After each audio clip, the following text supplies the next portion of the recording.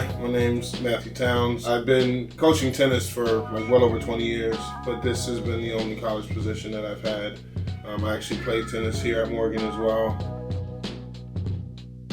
Post-COVID, 2020, no one played, everyone shut down college tennis.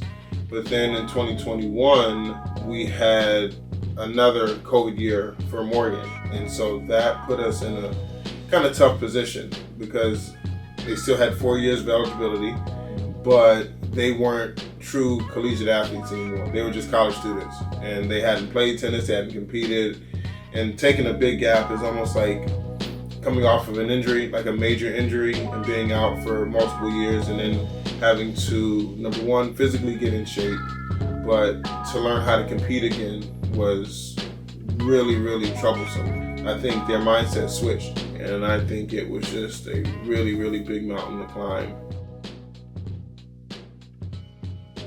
What did you focus on the most this year? Mindset, training, discipline, or something else?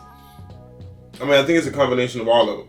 When we first start practicing, it's a lot of the physical aspect and discipline building with running school laps, with jump rope and ladder that we can't miss or we start over. I think that builds discipline. I think that builds the consistency that you're looking for. Resiliency was going to be key, and that's not something that a coach, wants to try to teach, right? That's something that's innate. It's in you already. You're a fighter or you're not. I was blessed to have a lot of fighters on the team. Hi, my name is Lauren Hall. I started my freshman year in fall of 2022. I chose Morgan because both my parents went to Morgan, and my mom also played on the team here. She actually won the MEAC 1996. So I think this team, as a collective, we were very close to each other, which is what is needed, because at the end of the day, you are playing with your teammates. You're not playing with your coach. You're not playing with anybody else. You're just playing with each other.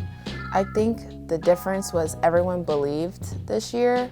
I feel like previous years, we had some people who felt like we could get a championship. Others were kind of in and out a little bit. So I feel like this year everybody was on the same page and everybody wanted it just as bad as I wanted it for the team. Two moments I feel like, to me, that would stand out from this year.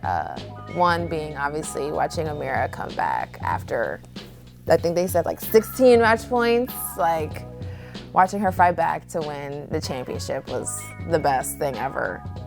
And then I would say our spring break trip to Florida, when we had to take the train. It was like a 24-hour train ride. I feel like that trip brought us closer together, because I feel like is when the spring kind of just started turning around for us. What does it mean to you to finish the season this way? It means everything to me, honestly. I don't think some people realize how much I've thought about winning a championship.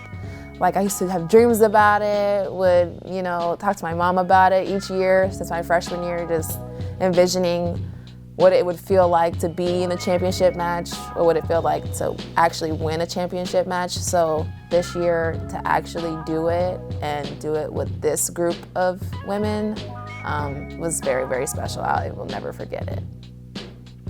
If you had to describe this season in one word, what is it going to be? A dream. Yeah, honestly, a dream come true. I feel like this is the team that people pray for, wish for. It's really hard to try to pull together a group of people to meet a goal and actually believe in that goal, especially when things are kind of up and down, I would say, especially for tennis, because it is very up and down. Still believing that we can win a championship when things are hard or when things are going well. And this team was that, and it was already destined to happen this year, and it did. And I just couldn't be more grateful.